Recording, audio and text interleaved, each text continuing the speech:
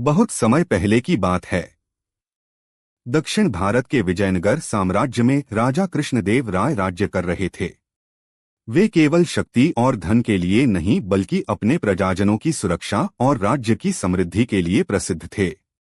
कहा जाता है कि राजा कृष्णदेव राय ने अपने राज्य की सुरक्षा और सामरिक ताकत बनाए रखने के लिए गुप्त विद्या और योजनाएं तैयार की थीं। ये योजनाएं केवल उनके दरबार के भरोसेमंद मंत्रियों और गोपनीय अधिकारियों तक ही सीमित थीं।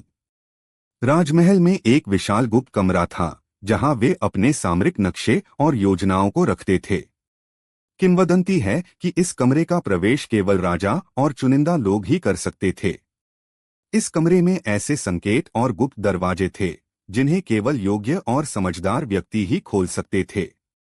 कुछ इतिहासकार बताते हैं कि राजा ने अपने राज्य के सीमाओं और दुश्मनों के बारे में अद्भुत रणनीतियां रखी थीं। गुप्त मार्ग और सुरंगें, जो दुश्मनों के आने पर प्रजा और खजाने को सुरक्षित रखती थीं। छुपे हुए सिपाही और सैनिक जो रात के समय सक्रिय होते थे।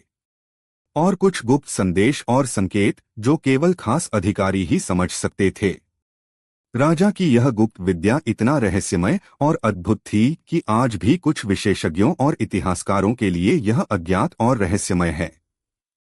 कहा जाता है कि राजा कृष्णदेव राय के जाने के बाद भी विजयनगर साम्राज्य में कुछ गुप्त मार्ग और रहस्य सुरक्षित रह गए, जिन्हें आज भी खोजा नहीं जा सका।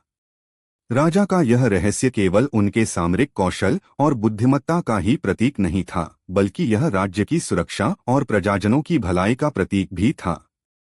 मुझे कमेंट बॉक्स में बताएं कि कहानी कैसी लगी और चैनल को लाइक और सब्सक्राइब करें।